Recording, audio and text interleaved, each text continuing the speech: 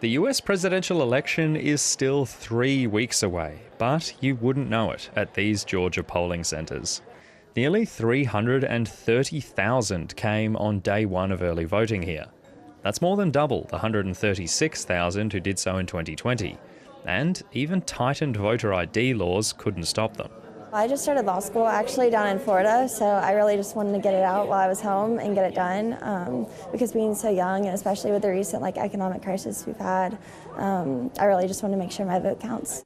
Just under 30% of early voters were Black Americans, more than recent elections in a group Democrats have historically relied on. But a swing in the polls away from Kamala Harris has placed them at the centre of both candidates' campaigns. That's especially true in Georgia, one of just 7 swing states likely to decide the election. Any African American or Hispanic, and you know how well I'm doing there, that votes for Kamala, you got to have your head examined because they are really screwing you. Trump's pitch appears to be working in the highly diverse and religious state, especially among black men. I've been Democrat my entire life. Families voted Democrat. I probably have been the only family member that decided to step aside and vote for the Republican Party because I believe their values are more aligned with my culture as well as my family culture and values. While a majority of black voters are still expected to back the Democrats, the swing in such a close race has prompted old allies to join the fight for Harris. I'm speaking to men directly. Part of it makes me think that, well, you just aren't feeling the idea of having a woman as president. And you're coming up with other alternatives and other reasons for that. A sprint to the finish with the world's most powerful democracy on the line. Angus McIntosh, ABC News. The US state of Georgia has seen record numbers on the first day of early voting for the upcoming presidential election. For more, we are joined by Dr Daffyd Townley, a teaching fellow in international security at the University of Portsmouth. Dr Daffyd, it's really good to have you on the program today. Now, touching on early voting first, now they've begun in Georgia, and as we've been reporting, record number of ballots being cast. How big a feature will these pre-poll votes play in this election? Well, I think that it's going to be, particularly in the swing states, the 7 crucial states for this election, they could prove to be very instrumental in terms of getting people out to the polls. We're expecting huge numbers in this election, probably somewhere around the same time as we had in the previous election. Georgia is going to be one of these key states. The fact that they've removed the necessity for the votes to be reconciled by hand has in many ways come as a big blow to the Republicans in the state. Democrats are sort of very much cheering that on. But why is that going? Why is that going against Donald Trump, though? Can you explain to our audience that? Well, it's for Trump. The small minority of the votes that came. The small advantage that Biden had in 2020. I think it was just 12,000 votes in Georgia, won in the state. Many of those votes were challenged by Trump, and there is a feeling amongst the Trump team that by having them ratified by hand, they would eliminate any potential voter fraud, which they claimed, without evidence, was a huge part of the reason why Biden won that election in 2020. Will they tend to support the Democrats, these early votes, as what happened when Joe Biden beat Donald Trump 4 years ago? Well, we won't find that out until the 6th of November, and perhaps even later than that. The ratification of these votes might actually become the issue after the 5th of November.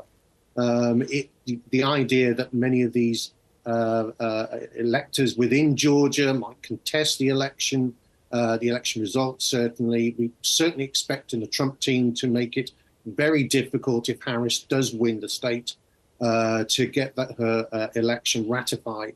And that comes because the Republicans are generally in control of the election process in that state because they're in control of the actual the state legislature as well.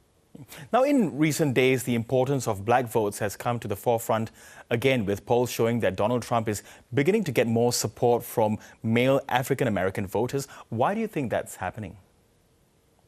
Well, we're not quite clear. There is an idea, certainly, if one listens to what Barack Obama said the other night to an African-American audience of males I think it was in Chicago, he essentially accused them of being very uncomfortable with having a woman in charge. So it was probably a very brave statement to say in front of a target audience, accusing them of essentially of being quite misogynistic.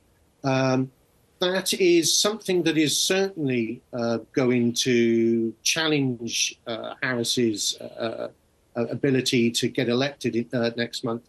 She has, and Democrats have very big support within the African-American community, certainly amongst African-American women.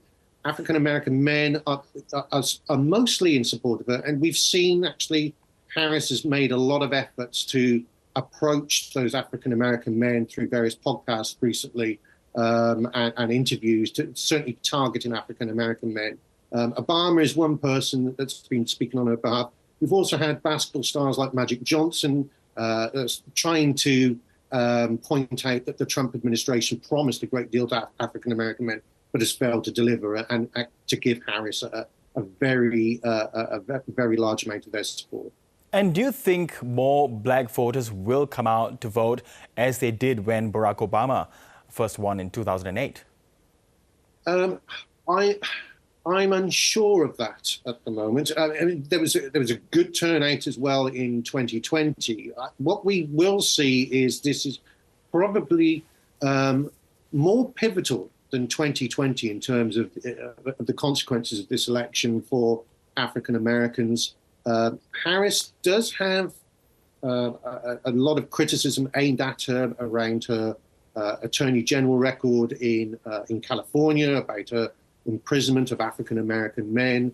But she has certainly suggested that she's in form of police reform, supporting legalization of cannabis, for example, which is, although not a high priority amongst African-American men, is certainly some of the issues that they are very, very much concerned with.